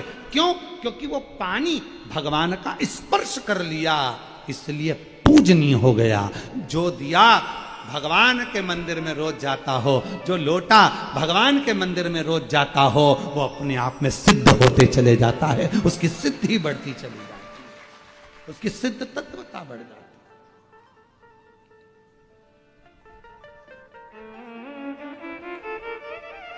एक बहन जी ने प्रश्न किया, क्या गुरुजी दुर्गा सप्तशती का पाठ केवल नवरात्रि में कर सकते हैं? दुर्गा कुंजी का पाठ क्या हम केवल नवरात्रि में कर सकते हैं? देवी की आराधना केवल हम क्या नवरात्रि में कर सकते हैं? कौन ने कहा कि केवल नवरात्रि में करिए? आप तो मां की आराधना कभी भी कर सकते हो, शिव की साधना कभी भी कर सकते हो। कभी कोई समय निश्चित नहीं है हमारा कि इसी समय पर आराधना हो, इसी समय पर साधना हो। एक हमारे शैलेंद्र भैया एक लाइन गाते हैं भजन की, बेटा जब पुकारे मां को आना चाहिए। हो मैया जी के चरणों में ठिकाना चाहिए, बेटा जो बुलाए माँ को आना चाहिए। हो बेटा जो बुलाए माँ को आना चाहिए। जब बुलाए बेटा तब माँ। तुम्हारा मन जब कर जाए तब सप्तशती का पाठ करिए, तुम्हारा मन कर जाए तब जगत जननी को याद करिए, कुंजिका का पाठ करिए, तुम्हारा मन पड़ जाए तब शिव की आराधना करिए, शंकर की उपासना करिए। प्रातः नहीं कर सकते तो दोपहर में करो, दोपहर नहीं कर सकते तो शाम को करो, शाम को नहीं कर सकते तो रात को करो। तुम्हारा मन पड़ जाए तब उस परमात्मा को याद करो, तब याद साधना करो। वर्चा ने कहा, अर्जुन मेरे से एक गलती हो गई, हमने पहले तो संत को अपनी ओर खींचा, संत नहीं खींचे तो जो पात्र था, लोटा था जिससे संत शिव को जल चढ़ा रहे थे, वो पात्र को हमने छुपा दिया, वो पात्र छुपा दिया।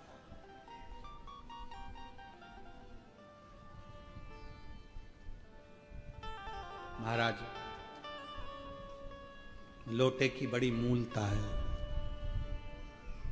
जन्म होकर आते हो तुम, घर की दादी उस लोटे से जल उतारती है। व्यक्ति मर जाता है तो लोटे में भराकर गंगा जल में पहुंच जाते हो। मरे तो 13 लोटे, 6 मासी है तो 6 लोटे, 12 है तो 12। पद दिया, कोई उद्यापन करा किसी व्रत का तो लोटा, वो लोटे की मूल। इसने गलती इतनी बड़ी कर दी वर्चा ने कि वो लोटा छुपा दिया। अर्जुन, मैंने वो गलती कर दी। संत उस लोटे को ढूंढ रहे थे स्नान कराने के लिए शिव को, तब मुझे दोष लगा। संत को क्रोध आ गया कि तू सब कुछ ले जाती चल जाता, पर वो पात्र जो मेरे शिव के, हम शंकर को क्या दे सकते हैं? शिव को देने के लिए हमारे पास खुद का क्या है? पैदा हुए, जन्म हमको दूसरे ने दिया है, मकान दूसरे का है, कमाई का धन भी दूसरे, सब दूसरे का, ये शरीर भी दूसरे का। हम तो भगवान को क्या दे रहे हैं? जो भगवान का है। जल भगवान ने दिया, हम कोई बांध के तो लाए नहीं थे। अग्नि, आकाश, पताल, ये सब परमात्मा, तो ये जल परमात्मा का। हम शिव को प्रसन्न किस चीज से कर रहे हैं? जल से। और शिव जल से राजी क्यों हो जाते हैं? क्योंकि जल शिव का है, शंकर ने दिया है, शिव का अपना है, वो आपको देना है। बाकी का आपसे धन नहीं मांगा, दौलत नहीं मांगी, संपदा नहीं मांगी, सत्ता नहीं मांगी, भगवान ने वैभव नहीं मांगा तुमसे, करोड़ों का धन भगवान नहीं मांग रहा, जल मांग रहा, जल।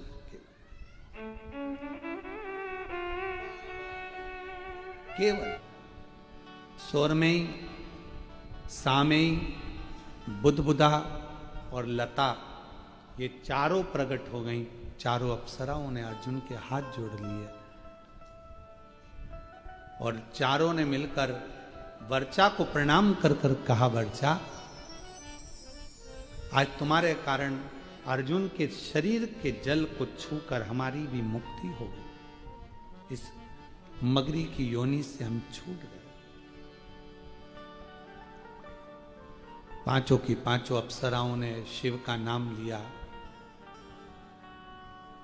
भगवान शंकर से प्रार्थना करी, बाबा वचन दीजिए, वर दे दीजिए।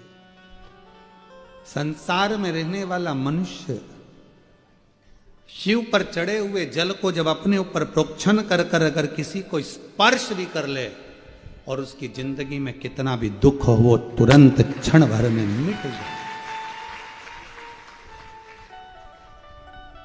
इसलिए मेरी माताओं, मेरी जीजियों, मेरे जीजाओं, मेरी बेटियों, पूर्णिमा के अवसर पर आप श्रवण कर रहे हैं तो निवेदन करूं, शंकर पर चढ़ा हुआ जल हमारे जीवन में एक ना एक दिन हमारे कल को बदल जरूर देगा, कि निश्चित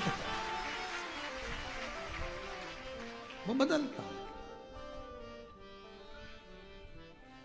हमारे जीवन में जितना दुख है, जितनी तकलीफ है, जितना कष्ट है, उसको बदलने का काम वो जल कर जाता है। महाराज, जब लगने लगे कि बहुत तकलीफ हो रही है जीने में, जब लगने लगे बहुत तकलीफ हो रही है जीने में, तो मेरे कुबेर भंडारी को बसा लो अपने सीने में। वो तकलीफ मिट जाए, वो कष्ट मिट जाए, वो दुख कट जाए। महाराज,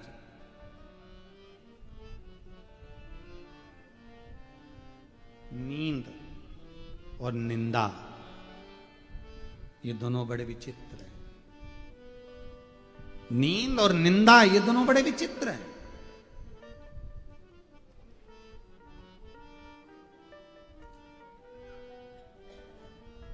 जिसने जिंदगी में अगर निंदा को ग्रहण कर लिया तो उसकी जिंदगी की नींद अपने आप ही चली जाती है, खत्म। क्योंकि वो रात को मनन चिंतन में बात याद आ जाती है, और एक बार यदि कोई बात तुम्हारी बुद्धि में बैठ गई तो रात भर चलती है, वो नींद आने ही नहीं देती। इसलिए हम बार बार कहते हैं शिव जी की 5 बेटियां, जया, विषहरा, श्यामली वारी, दौतली और देव, ये 5 शंकर भगवान की बेटियां ऐसी हैं जो हमारी इंद्रियों को संयमित रखती हैं, हमारी इंद्रियों को संयमित रखती हैं। चाहे वो 5 कर्म इंद्रिय हो, चाहे वो 5 ज्ञान इंद्रिय हो, फिर चाहे वो एक मन रूपी इंद्रिय हो, ये सारी जो 11 इंद्रियां हैं, इन इंद्रियों को ये 5 बेटियां, जया, विषहरा, श्यामली वारी, दौतली और देव, ये केंद्रित कर।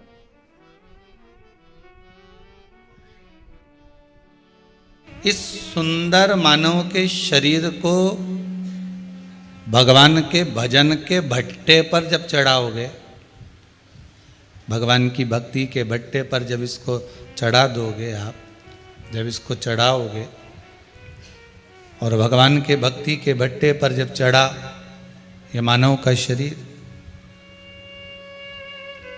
तब इसमें से खार निकलना, मेल निकलना प्रारंभ हो जाएगा। अहंकार, काम, लोभ, आसक्ति, वासना, तृष्णा, ये सब निकलना प्रारंभ हो जाएगा।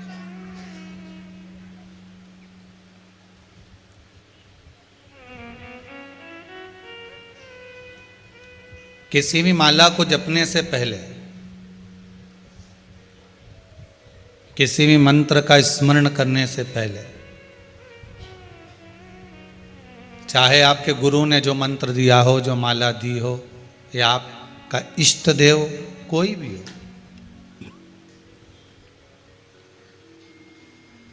आपका इष्ट देव कोई भी हो, आप किसी की भी माला जप रहे हैं, किसी का भी मंत्र जप रहे हैं, किसी का भी स्मरण कर रहे हैं, पर सबसे पहला अगर मंत्र जपने से भी पहले अगर मूलता दी जाती है, मंत्र जपने के पहले भी अगर कहा जाता है तो यही कहा जाता है कि सबसे पहले अगर आप कोई मंत्र जप रहे हो, मंत्र का स्मरण कर रहे हो, तो पहले पंचाक्षर मंत्र का स्मरण करिए। कौन से मंत्र का? पंचाक्षर मंत्र। पंचाक्षर मंत्र कौन सा है? नमः शिवाय। कौन सा मंत्र है? नमः शिवाय।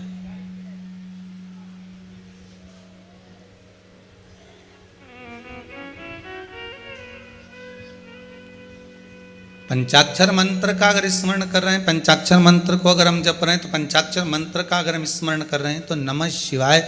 आप किसी भी मंत्र को जपें, किसी भी माला को जपें, किसी का भी स्मरण करें, पर पंचाक्षर मंत्र का स्मरण होना जरूरी है। पंचाक्षर मंत्र का होना जरूरी।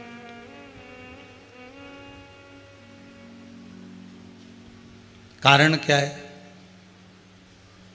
माना आपने ओम नमो भगवते वासुदेवाय 12 अक्षर मंत्र का स्मरण करा, माना आपने गायत्री मंत्र का स्मरण करा, माना आपने त्र्यंबकेश्वर मंत्र का, महामृत्युंजय मंत्र का स्मरण करा।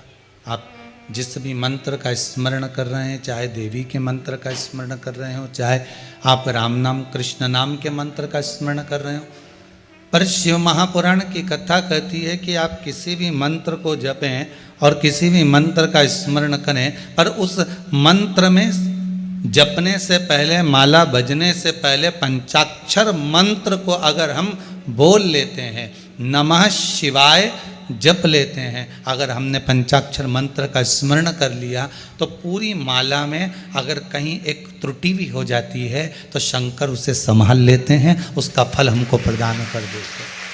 आवाज सेट करिए, आवाज सेट नहीं। पंचाक्षर मंत्र का मूल एकाग्रित हो जाता है।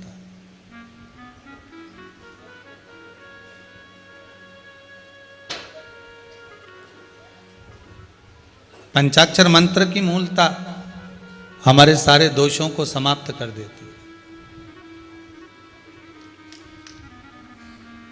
अगर आप पंचाक्षर मंत्र का एक स्मरण कर कर किसी भी मंत्र को जप रहे, शिव महापुराण की कथा तो यहां तक कहती है महाराज जी कि अगर मान लो आप किसी पूजन को कर रहे हैं और पूजन में आपको लगता है कि गलती हो रही है,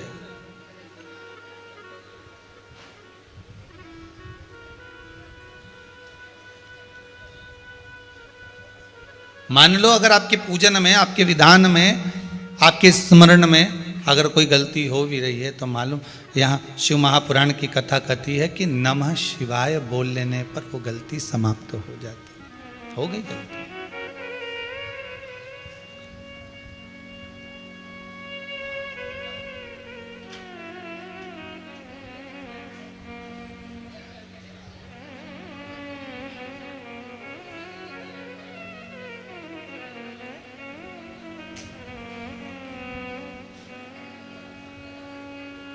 एक बार प्रेम से बोले नमः शिवाय।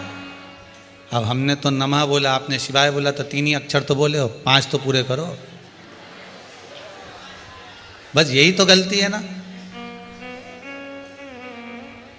अब 3 पे अटक कर रह गए। आतुरता इतनी रहती है ना कि वो उसमें गड़बड़ी हो जाती है।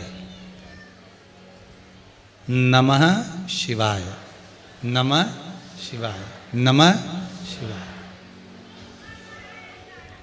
केवल उस मंत्र का स्मरण ही कर लेना।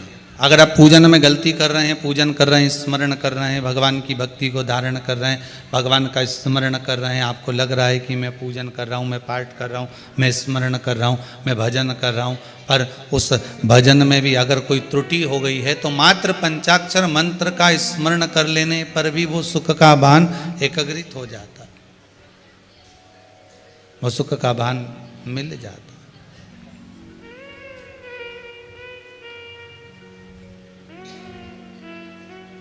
पूरी रामचरितमानस को उठाकर देखिए, पूरी रामचरितमानस। और यदि आप संपूर्ण रामचरितमानस को उठाकर देखेंगे तो भगवान राम ने पूरी रामायण में गोपनीय बात केवल एक बार कही है।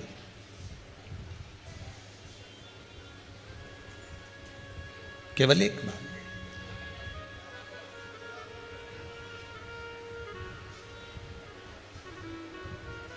मेरे राघव,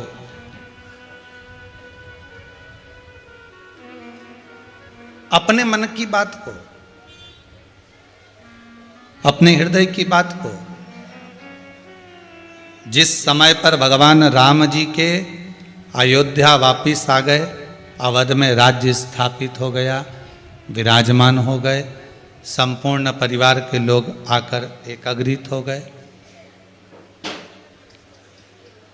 संपूर्ण परिवार के लोग जब आकर इकट्ठे हुए और एकाग्रित होने के बाद में जब उन्होंने देखा कि यहाँ पर खास खास लोग बैठे हुए हैं और सब अपने बैठे हुए हैं एकाग्रित होकर, तब राम जी ने मौका देखकर अपने हृदय की बात को वहां प्रकट किया।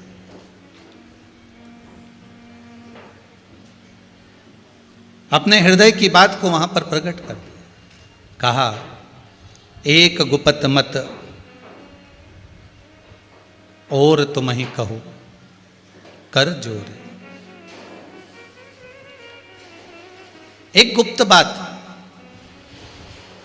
एक मेरे अपने मन की बात राम जी कह रहे हैं कि मैं तुमसे कहना चाहता हूं।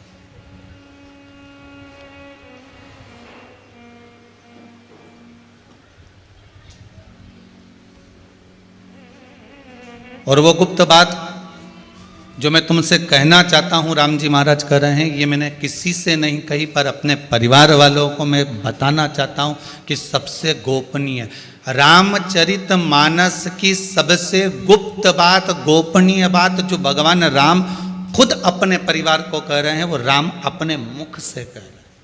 पूरी रामायण में आप छाट कर देखना, ये चौपाई को निकाल कर देखना कि एक गुपत मत और तुम ही कहो कर जोरी। राम जी जो विशेष निमंत्रण होता है या कोई विशेष बात होती है तो उस पर ही हाथ जोड़े जाते हैं कि मैं हाथ जोड़कर तुमसे एक बात आज कह रहा हूं कि शंकर भजन बिना नर भगति ना पावहि मोरी। शिव जी कह रहे हैं ये गुप्त बात है जो मैं आपको समझा रहा हूं, जो मैं आपको कह रहा हूं कि शंकर भजन बिना नर भक्ति ना पावहि मोरी। अगर संसार में जन्म लेने के बाद आपने शंकर का स्मरण नहीं करा, संसार में जन्म लेने के बाद आपने शिव का भजन नहीं करा, संसार में जन्म लेने के बाद अगर आप शिव के नहीं हुए, संसार में जन्म लेने के बाद आप शंकर का अनुमोदन नहीं कर पाए, संसार में जन्म लेने के बाद आप शिव के नहीं हो पाए, संसार में जन्म लेने के बाद आप शंकर का पंचाक्षर मंत्र नहीं जप पाए, संसार में जन्म लेने के बाद आप शिव की भक्ति में नहीं डूब पाए, तो फिर आपका ये जीवन बेकार है। आप सोचे कि मुझे राम मिल जाएगा, आप सोचे मुझे कृष्ण मिल जाएगा, तो ये कठिन है।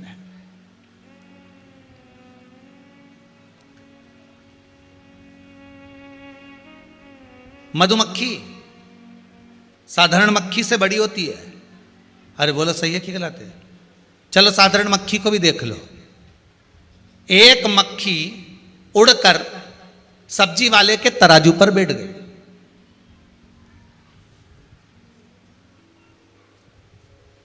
कुछ बिगड़ा, वजन घटा बढ़ा, तराजू पर बैठ गई, वजन कोई घटा बढ़ा नहीं। और तुम सुनार की दुकान पर सोना खरीदने जाओ और एक मक्खी, समझ गए, बस सोना तोलने के तराजू पर जाकर बैठ जाए तो 10,000 की कीमत तो यूं ही बढ़ जाए।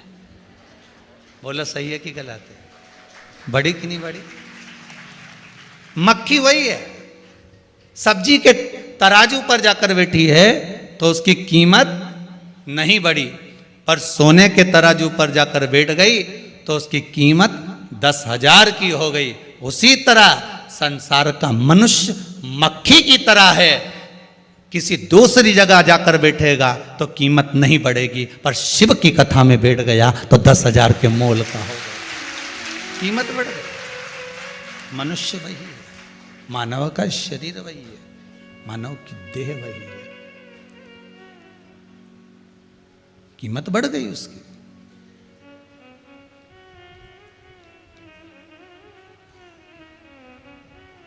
वह मक्खी जगह जगह बैठी पर उसकी कोई कीमत नहीं थी, पर सोने के तराजू पर जब मक्खी बैठी है, रिटर्न नहीं चल रहे हैं, सोने के तराजू पर जब मक्खी बैठी है तो उसकी कीमत बढ़ गई। मात्र सोने के तराजू पर बैठते ही कीमत बढ़ गई।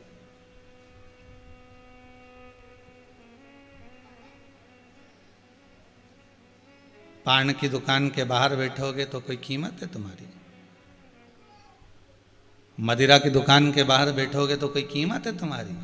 दुनिया का लोग कहेगा ये बेवड़ा है रे, दिन भर वहां खड़ा रे, बेकार है ये, तो कोई कीमत। जहां लोग बैठ के पत्ता खेलते हो वहां जाकर खड़े भी हो जाओगे तो कोई कीमत बढ़े तुम्हारी। अब टाइम पास करे न पत्ता खेलता फिरे। जहां लोग मांसाहार करते हो वहां तुम्हारी कोई कीमत बढ़ेगी नहीं। गलत लोगों के पास में जाकर बैठोगे कोई कीमत बढ़ने वाली नहीं है। पर हम तो यहां तक कहेंगे कि फेसबुक यूट्यूब पर भी अगर आप फालतू की चीजें देख रहे हो, व्हाट्सएप चला रहे हो, उसमें बस कुछ आड़ा टेढ़ा ही लिख रहे हो, बोल रहे हो, जान रहे हो, तो उसकी कोई कीमत नहीं है। मोबाइल की कीमत तब सही निकलेगी जब तुम उस मोबाइल पर कुछ नहीं तो आधे घंटे की शिव महापुराण ही सुन लोगे तो कीमत तो बढ़ेगी, तुम्हारी कीमत तो बढ़ी। आज फेसबुक यूट्यूब पर इतने श्रोता इतने प्रेम से, इतने श्रोता भाव से, दिल से, आनंद से अगर कथा का रसास्वादन ग्रहण कर रहे हैं, कथा को श्रवण कर रहे हैं, दिल लगाकर मन लगाकर 2 घंटा 2.5 घंटा 3 घंटा कथा के तत्व को धारण कर रहे हैं, तो कुछ तो मिल रहा होगा, कुछ तो प्राप्त हो रहा होगा। कीमत सत्संग से बढ़ती।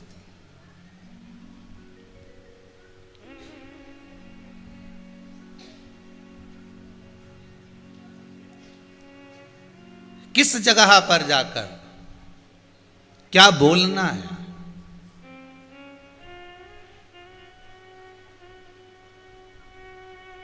किस जगह पर जाकर क्या प्रस्तुत करना है, ये समय की गणना और आपकी कीमत बताएगी। एक बार अकबर ने बीरबल से कहा, ए बीरबल, तेरे पिताजी को नहीं देखा रे बहुत दिन से, और आज तक तेरे पिताजी यहां पर नहीं आए मेरे राजभवन में। बीरबल, कल अपने पिताजी को लेकर आना। बीरबल ने मन में सोचा, कहां फंसाया ये अकबर ने, बताओ। हम मेरे पिताजी को बुला रहे। सुन लिया बीरबल? बीरबल बोला, जी हजूर। अब बीरबल घर गया, पिताजी से कहा, पिताजी कल तुमको राजमहल में चलना है अकबर के सामने। पिताजी ने कहा, मुझे काहे को ले जा रहा है, मैं नहीं जाना चाहता। वो कुछ पूछेगा जवाब देना पड़ेगा, कुछ बोलेगा तो हुंकारा करना पड़ेगा। अगर कुछ भी पूछेगा तो बोलना तो पड़ेगा ना। अब पूछेगा तो बोलना ही पड़ेगा। कोई व्यक्ति अगर आपसे बात करेगा तो कलकत्ता में कहता ना, हूँ हाँ तो करना ही पड़ेगा, हूँ हाँ बोलना तो पड़ेगा। तू कहाँ मेरे को लेकर जा रहा है उस अकबर के दरबार में? नहीं नहीं, अकबर के पास तो चलना पड़ेगा पिताजी। तो पिताजी बोले, मैं वहां जाकर क्या करूंगा? बीरबल ने कहा, बस एक काम करना, कोई भी प्रश्न वो करे उसका जवाब ही मत देना, बस चुप रहना, एक शब्द मत बोलना तुम, एक शब्द, बस इतना ही करना है। हाँ, एक शब्द का जवाब नहीं देना है आपको, बस चुपचाप खड़े रहना, वो बोलता रहेगा, तुम चुप खड़े खड़े सुनते रहना। ठीक है। दूसरे दिन अकबर के दरबार में बीरबल अपने पिताजी को ले गया। और पिताजी से अकबर ने पूछा कैसे हो? अब पिताजी कुछ बोले ही नहीं, छोरा सिखा के लाया था।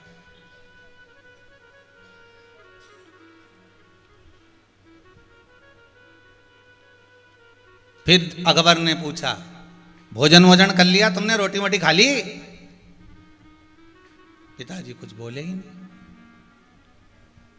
तुम्हारे कपड़े तो बहुत जोरदार लग रहे हैं पिताजी। ए बीरबल के पिताजी, कपड़े बहुत अच्छे लग रहे हैं। कुछ बोला ही नहीं। कहां कहां घूमी आए? कहीं तीरथ मीरथ करने गए थे? पिताजी कुछ बोले ही नहीं। अकबर को तो आ गया गुस्सा भयंकर, और अकबर ने बीरबल से पूछा बीरबल एक बात बताओ, जब किसी मूर्ख के सामने खड़े हो, मूर्ख से पाला पड़ जाए तो क्या करना चाहिए? बीरबल ने कहा जो मेरे पिताजी कर रहे हैं वही करना चाहिए।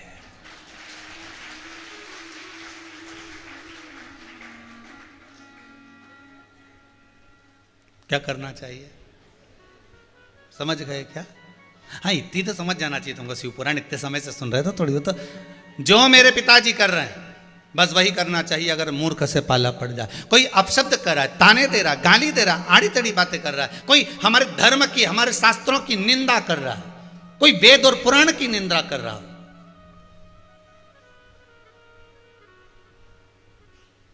कोई गाय बेटी और ब्राह्मण की निंदा कर रहा हो, लग रहा है कि हमारे धर्म की, हमारे हिंदू धर्म की निंदा कर रहा हो, हमारे शास्त्रों की निंदा कर रहा हो, हमारे भगवान शिव की भक्ति की निंदा कर रहा हो, तो उस जगह पर या तो जवाब दो ना दो, पर उस जगह से फिर मौन हो जाओ। मूर्खों से क्या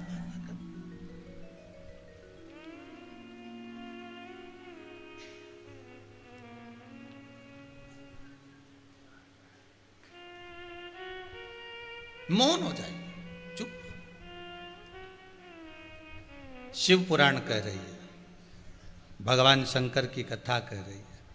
मेरे राघव जी कहते हैं एक सबसे गोपनीय बात मैं अपने परिवार वालों को बताना चाहता हूं कि शंकर भजन बिना नर भगति ना पावहि मोरी। शंकर का अगर भजन नहीं है, शिव का स्मरण नहीं है, शंकर का अनुमोदन आप नहीं कर रहे हैं, शंकर की भक्ति को धारण नहीं कर रहे हैं, तो राम जी कहते हैं फिर मुझे नारायण को, कृष्ण को, राम को पाना कठिन है। फिर राम कृष्ण नहीं मिलेगा, नारायण नहीं मिलेगा, नारायण नहीं मिलेगा, राम कृष्ण नहीं मिलेगा, बड़ा कठिन है। फिर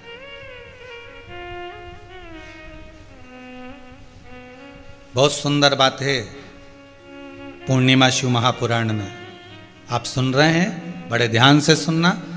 पूजन कर रहे हैं, कोई गलती रह गई है तो नमः शिवाय बोल लीजिए। माला जप रहे हैं, किसी की भी जपें, आपका इष्ट देव कोई भी हो, राम जी हो, कृष्ण जी हो, भवानी जी हो, दत्त जी हो, आप जिस देवता को जपना चाहते हो जपो, मना नहीं है। पर इष्ट देव आपका कोई भी हो, भजन आप किसी का भी कर रहे हो, पर उस भजन को करने से पहले पंचाक्षर मंत्र जप लीजिए। क्या जपना है? नमः शिवाय। क्यों? अगर हमसे गलती हो गई, हमसे कोई त्रुटि हो गई, तो वो गलती सब माफ हो जाए, छूट जाए।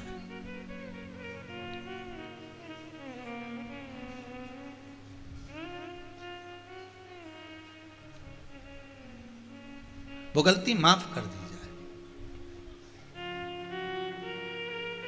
कीमत मनुष्य की जब बढ़ती है जब वो सत्संग में लगा हो।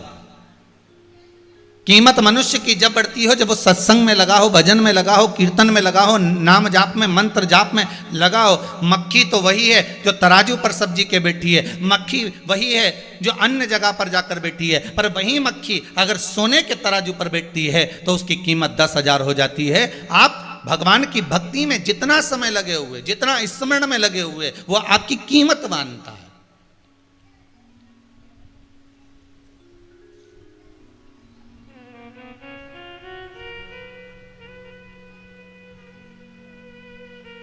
कोई कहता है कि भगवान अपने भक्तों को दुख क्यों देता है? शिव महापुराण की कथा कहती है भगवान अपने भक्तों को दुख इसलिए देता है कि जितनी मेली चादर है उसको धोना तो पड़ता है ना, घिस घिस के रगड़ रगड़ के, जब तक साफ नहीं होगी तो तन पर धारण कैसे करेंगे। भगवान अपने भक्त को थोड़ा सा कष्ट देता है, भगवान अपने भक्त को थोड़ी तकलीफ देता है, भगवान अपने भक्त को थोड़ा कष्ट प्रदान जरूर करता है। क्यों करता है? क्योंकि भगवान चाहता है कि मैं इसको घिसूं, साबुन लगाऊं, इसको रगड़ूं तो ये निर्मल हो जाए, और निर्मल होगा तब मैं इसको धारण कर सकता हूं, ये मेरा हो सकता है।